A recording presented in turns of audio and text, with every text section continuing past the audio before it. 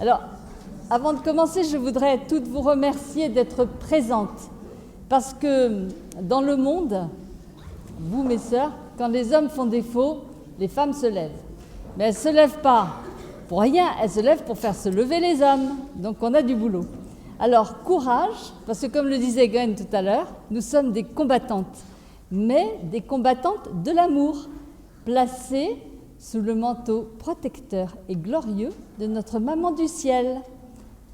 Marie, dans les évangiles, elle est plutôt silencieuse, mais elle s'est bien rattrapée parce qu'on dit qu'en France, elle a apparu plus de 1600 fois. Je ne sais pas si vous voyez. Et elle a délivré un certain nombre de messages. Alors, elle a choisi notre pays comme terre de prédilection. On se demande pourquoi. À mon avis, ce n'est pas tellement difficile.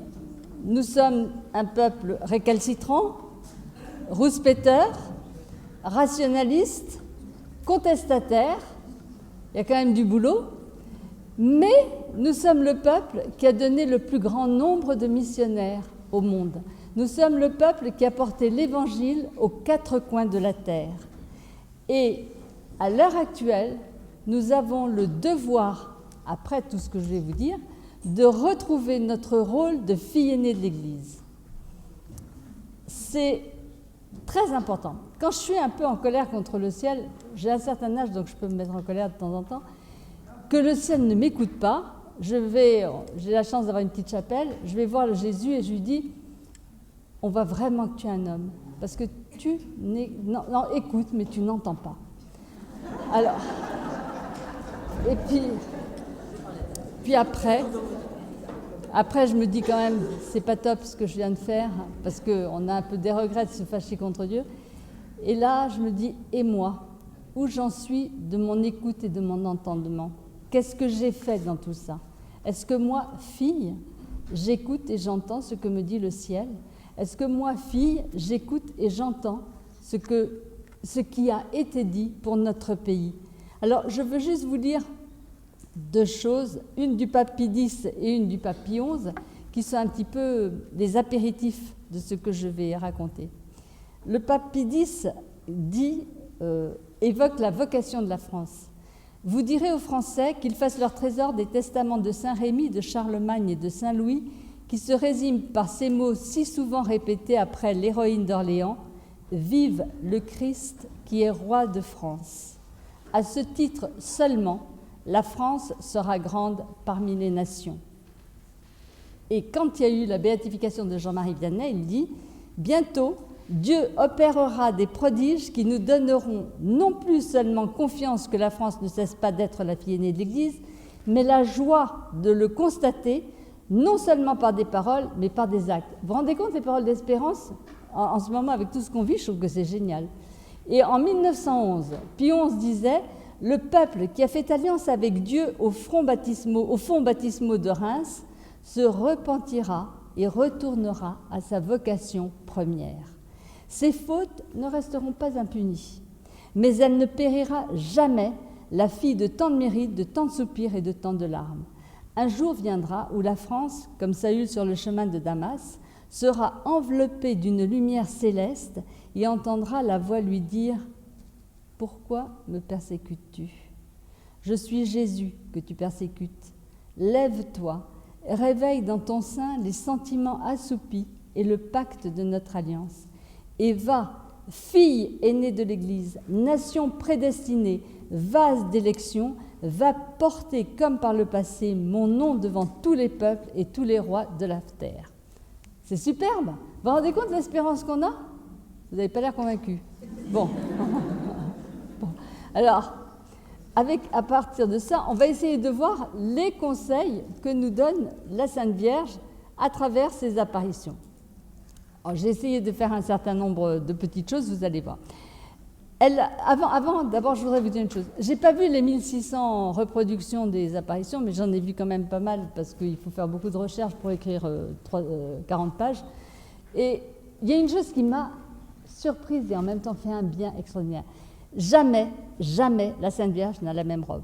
Jamais elle n'a les mêmes chaussures. Jamais elle n'a la même couronne. Jamais elle n'a la même ceinture. Non mais c'est génial, vous vous rendez compte? Alors, Non, mais ça veut dire qu'elle a imprimé à la France la haute couture française.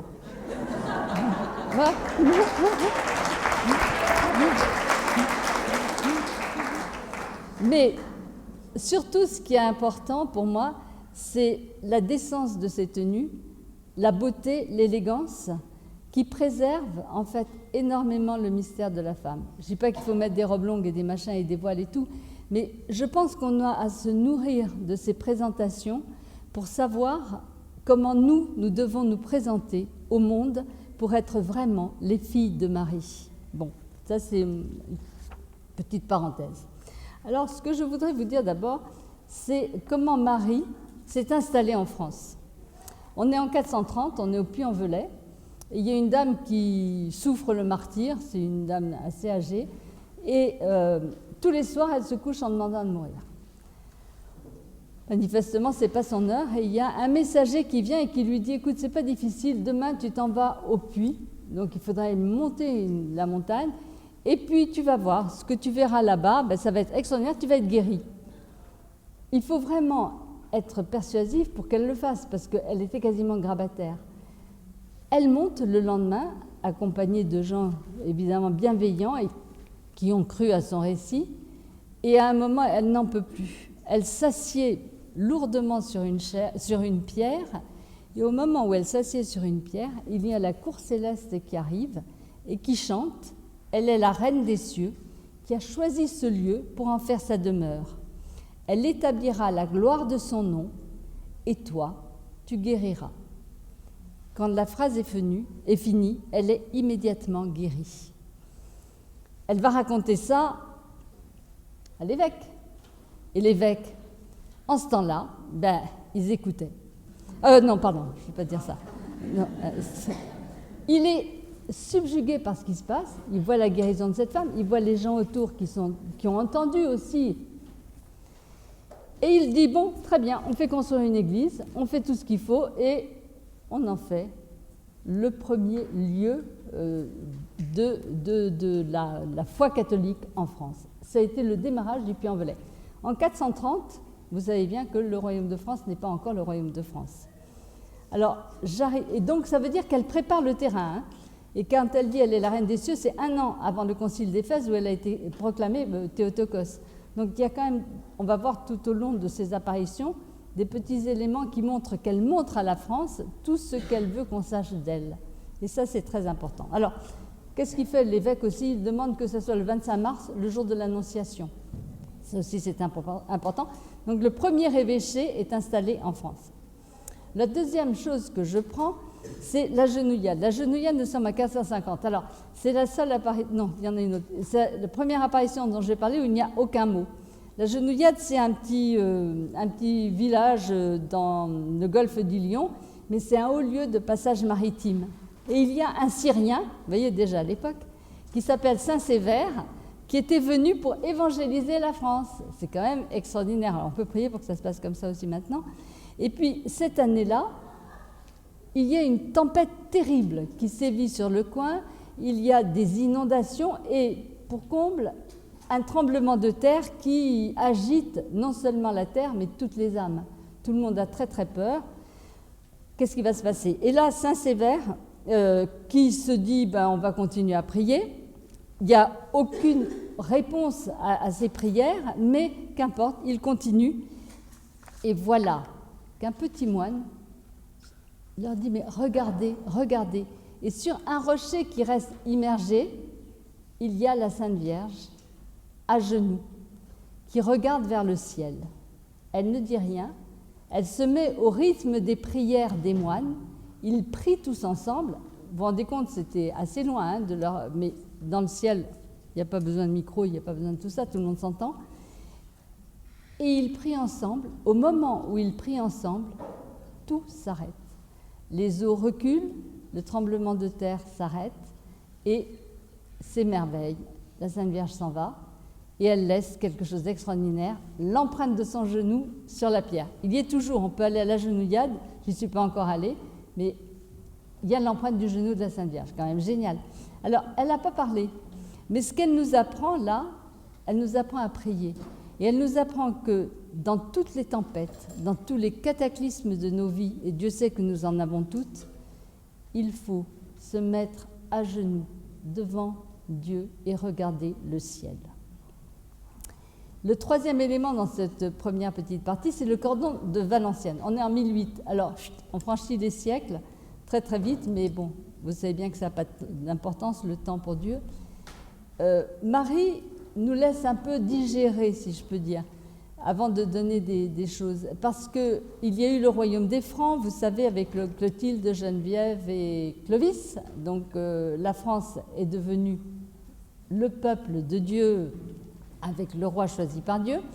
Et à Valenciennes, dans le nord de la France, il y a une famine terrible qui sévit, mais c'est un endroit qui avait été un endroit de prédilection parce que Charlemagne y avait fait faire une petite chapelle pour la Sainte Vierge. Il était extrêmement amoureux de la Sainte Vierge. Il y avait fait faire une petite chapelle.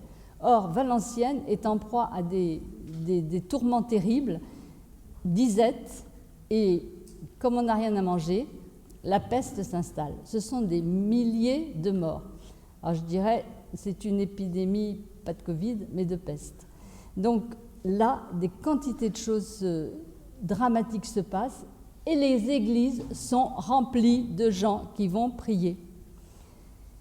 Là, la Sainte Vierge n'est pas insensible à ce qui se passe et il y a pareil, toujours quelqu'un, un ermite qui s'appelle Barthelin, qui prie, et la Sainte Vierge vient le voir et elle lui dit « Va trouver mon peuple, annonce-lui que j'ai désarmé le bras de mon fils et la nuit qui précédera ma nativité, que tous les gens aillent sur les murailles, tous y verront les merveilles et l'exaucement de leurs vœux. » Il obéit, il écoute, il entend.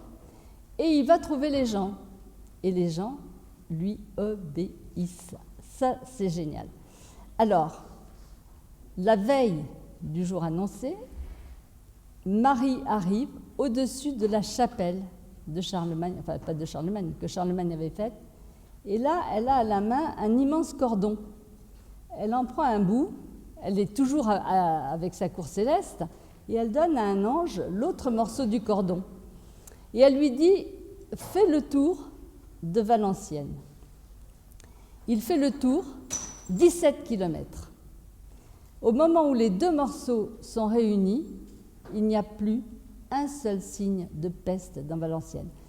Pour nos esprits rationalistes, c'est compliqué. Et pourtant, je vous assure que je l'ai lu, relu, que j'ai cherché des sources dans des tas d'endroits, et c'est vrai. C'est ce qui s'est passé. Ça doit aussi nous faire réfléchir sur tout ce que nous avons dans notre tête qui empêche que ça se passe à l'heure actuelle, quoi. Bon, bref, là, comme la Sainte Vierge, ça ne suffit pas, elle revient voir Barthelin et elle lui dit « Maintenant, vous avez été guéri, c'est bien. Alors, je vous demande un pèlerinage chaque année pour le 8 septembre. » Le 8 septembre, c'est la Nativité. Donc, on a eu l'Annonciation, on a la Nativité. Et on a l'annonce de la mère de Dieu avec Théotokos. Marie, dans cette apparition, pour moi, nous apprend au début de la création du Royaume de France, l'obéissance à l'Église. Je sais que c'est difficile. Je sais que par moments, on est en colère. Mais si on obéit à l'Église, des miracles se produisent. Alors, elle s'installe au puits, elle nous apprend comment prier et elle nous demande d'obéir à nos évêques, à notre pape, etc.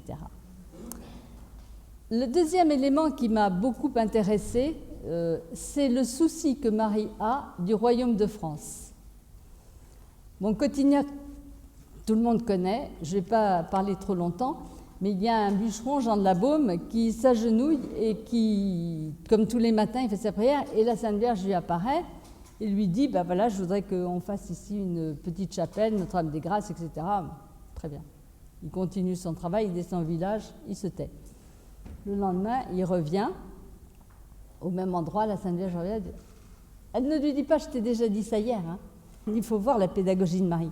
Elle lui dit, je voudrais qu'à cet endroit, on construise une église sous le vocable de Notre-Dame des Grâces. Alors, je suis la Vierge Marie. Bon, c'est quand même pas compliqué. Mais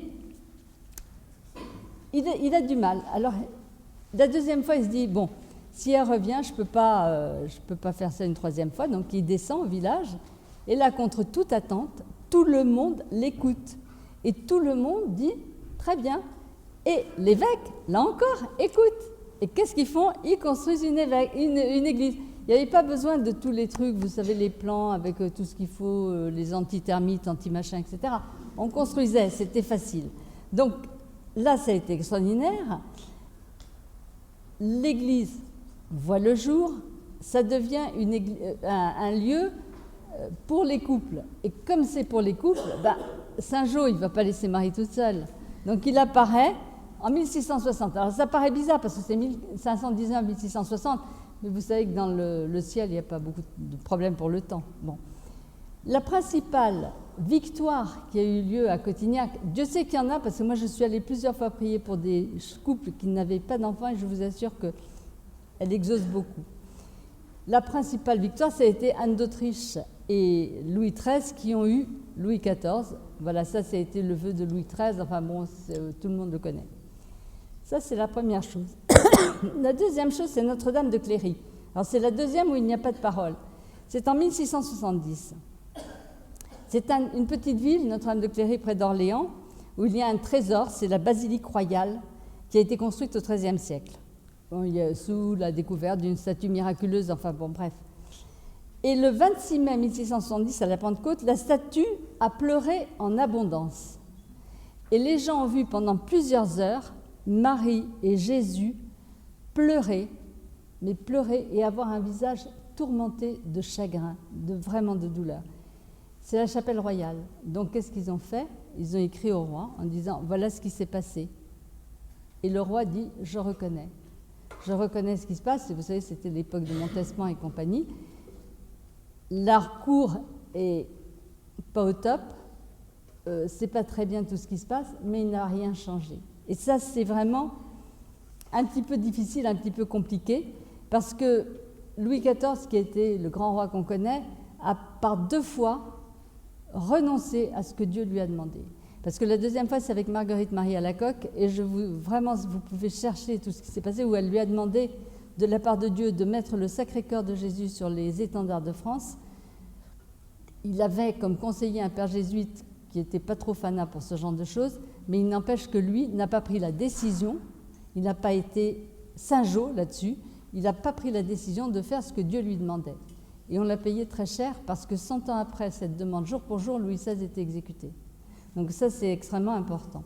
Donc voilà, on a vu les 2 premiers, puis on a le 3e, c'est l'île Bouchard. L'île Bouchard, on est en République, donc ce n'est pas que le royaume que la France, qu'elle aime, c'est la France. Et à l'île Bouchard, c'est en 1947. Bon, vous êtes toutes très jeunes, mais vous savez qu'en 1947, c'était la pagaille en France. Ça se bagarrait, c'était le temps de la guerre froide aussi dans le monde. Le Parti communiste français était d'une virulence et d'une méchanceté terrible. Il y avait des grèves organisées, il y avait vraiment, c'était des gens pas du tout gentils. À l'Assemblée, les débats étaient d'une vulgarité sans nom. Bon, ça n'a pas beaucoup changé, mais voilà. Mais il y a des émeutes qui paralysent le pays. Et le 8 décembre, il y a la célébration des obsèques du général Leclerc, qui était un fervent admirateur et ami du général de Gaulle, qui est mort de façon très bizarre au-dessus du Sahara. Et son épouse a dit, il a donné sa vie pour le salut de la France. Je ne sais pas si vous voyez, c'est quand même toutes ces petites choses, il faut quand même qu'on les marque pour savoir que rien n'est anodin dans notre vie. Et pendant ce temps-là, à l'île Bouchard, il y a 4 petites filles qui sont avec leur nounou qui les ramènent de l'école. Et la nounou était très pieuse, elle dit « Bon, on rentre à l'église, on va prier ». Les petites filles rentrent, elles ne sont pas très branchées là-dedans. Et puis, il y a une religieuse qui est là et qui dit « C'est le 8 décembre, c'est une fête de la Sainte Vierge, ça serait bien qu'on prie ensemble, est-ce que vous voulez prier ?» Oui. Bon. Alors, elle prie. Je ne vais pas avoir le temps. Et puis, elle dit aux enfants de prier pour la France. Les enfants prient, c'est très compliqué. Je ne peux pas vous raconter, parce qu'il reste 5 minutes et j'ai plein de choses à vous dire et très importantes. Donc ça ne fait rien. Alors, les enfants prient contre l'avis du prêtre, contre l'avis des gens, etc. Et la France est sauvée. C'est-à-dire que les communistes ont renoncé de façon absolument incroyable a lancé la guerre civile. Et ça a été un truc incroyable. Les gens, les historiens se demandent à l'heure actuelle comment cela s'est passé. Nous, on sait pourquoi, c'est parce qu'il y a eu la Sainte Vierge. Donc ça, c'est voilà. Alors, après, je vais vite, je voudrais vous parler des conversions. Il y a 2 conversions extraordinaires, c'est Isméry. Ce sont 3 jeunes gens qui sont... Comment Marie convertit, pardon, parce que si je vous parle des conversions. Isméry, ce sont 3 chevaliers qui sont partis pendant les croisades. Le sultan entend un guet-apens, les prend, etc. et veut les convertir à l'islam, en disant c'est bien plus important de les convertir à l'islam que de les tuer. Et comme il n'y arrive pas, il envoie sa fille, Isméry, pour les convertir, parce qu'elle était très jolie, surtout voilà, pour les distraire. Et ça ne marche pas, et il se glisse dans une brèche et il parle à Isméry de la Sainte Vierge. Elle dit puisque vous connaissez tant, faites-moi une statue d'elle. Ils ne savaient pas, elle apporte le bois, etc. Ils ne savent pas faire. Bon, tout ça c'est rapide, je fais très vite. Et la nuit, la Sainte Vierge sculpte une statue. Tout ça, pour nos esprits rationalistes, c'est absolument incroyable. Mais ce qui est le plus incroyable, c'est que Isméry est visité par la Sainte Vierge. Et la Sainte Vierge lui dit « J'ai un grand projet pour toi. Fuis avec ces jeunes gens. » Voilà. Donc elle a été touchée, elle a été renversée, etc. Et elle part, elle fuit avec ces jeunes gens. Il court. Il faut traverser le Nil et repartir en France. Je ne sais pas si vous voyez la distance. Ils s'endorment et ils se réveillent dans leur domaine. Pour nous, c'est invraisemblable. Mais là encore, je vous assure que j'ai fait des recherches et que c'est vrai. Donc voilà. Alors comment elle a converti? Ni par puissance, ni par force, mais par l'amour du Seigneur. Et l'autre conversion, c'est la conversion d'un protestant qui était en révolte contre les catholiques. Sa femme était catholique et le jour de l'Annonciation, tout le monde était, personne ne travaillait. Il a dit, moi je vais aller tailler mes arbres. Il taille ses arbres et il est rempli de sang. Il court chez sa femme, il dit, je suis rempli de sang. Elle le lave, aucune trace de blessure, rien du tout. Ils ne comprennent pas, donc ils vont sur le lieu où il a taillé l'osier et là ils voient qu'à chaque entaille, il y a du sang qui coule. Et à ce moment-là, les villageois construisent une église à ce moment-là comme un lieu privilégié, etc., etc. Et lui s'en fiche comme dans le 40. Il continue, il va labourer, surtout pendant toutes les fêtes qui étaient les fêtes catholiques. Et là, la Sainte Vierge vient le voir et lui parle. Elle lui dit, mais alors, tu vas un peu au sanctuaire, et tu en es où de ta foi, etc. Bouf. Et puis à un moment, elle lui dit, mais tu sais, tu devrais aller te confesser, parce que bientôt tu vas rejoindre le ciel. Il n'écoute pas, et puis il continue son labour, et à un moment, il est saisi par l'amour de la mère, il est complètement transformé. Bon, je fais vite, il se convertit, il va se confesser, et il meurt quelque temps après. Là encore, c'est patience, ténacité, douceur, amour et accueil. Bon, alors je vais très vite parce que je voudrais juste parler d'une chose qui est très importante, c'est qu'elle nous donne aussi les armes pour le combat. Elle nous parle du combat. La première, c'est le rosaire avec Saint-Dominique, tout le monde connaît, la victoire de l'Épante, etc. Tout le monde connaît, je vais pas aller vite. Elle nous montre comment lutter. 1, le rosaire. 2, Holos. Elle est apparue pendant des dizaines et des dizaines d'années, mais là aussi, j'ai pas le temps. Donc, je vous dis simplement que ce qu'elle nous montre, Holos, ce sont les sacrements, la puissance et la valeur des sacrements.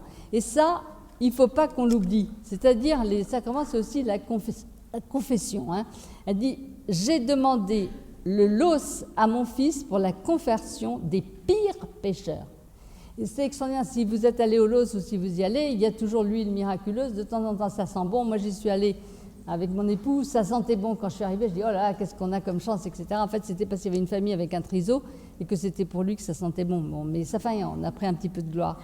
Bon, alors donc, en 1830, Marie apparaît à Sainte-Catherine-Labouré. 1830, en France, c'est l'avènement du roi Louis-Philippe, non pas roi de France, mais roi des Français. On change 3 minutes, j'ai 3 minutes.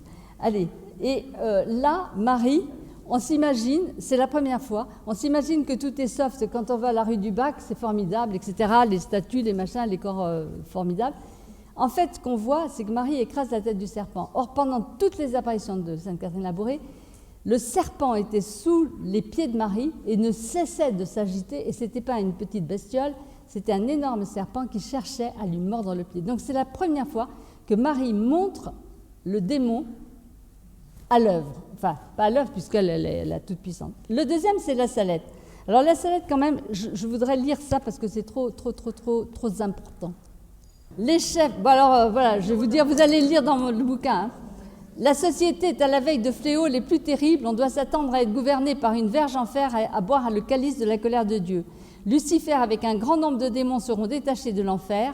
Les gouvernants civils auront tous un même dessein, celui d'abolir et de faire disparaître tout principe religieux pour faire place au matérialisme, à l'athéisme, au spiritisme et toutes sortes de vices. J'appelle les apôtres des derniers temps, les fidèles disciples de Jésus-Christ, combattez, enfants de lumière, vous, petit nombre, car voici la fin des temps. Bon, voilà. Alors, on a peur de la salette, c'est pour ça qu'on n'en a pas parlé, mais c'est pas vrai, c'est un message d'espérance. Il y en a un autre, et après je finis, c'est Anglette, je ne parlerai pas de tous les autres, mais Anglette, celui-là, il est extrêmement important. C'est en Pays Basque, c'est un père, le père Sestac, qui était un intello et qui avait vraiment le souci des pauvres. Et il a voulu s'occuper des femmes qui étaient délaissées, des prostituées délaissées, enfin, etc. C'était très mal vu, même à l'époque, et des femmes qui attendaient des bébés. Enfin, c'était très compliqué. Il s'en occupe, il fait le jardinier, vraiment un homme formidable. Et il était tellement dévoué que la Sainte Vierge vient et lui dit écoute, voilà, je vais te montrer quand même ce qui se passe dans le monde. Et elle lui montre la présence du démon, c'est-à-dire qu'elle lui montre l'endroit où ils sont, c'était rempli de démons par terre. Et elle lui montre la France, c'était rempli de démons partout. C'était pas très top. Alors elle lui dit, il faut que vous fassiez quelque chose, appelez les puissances des célestes pour que tout ça s'arrête.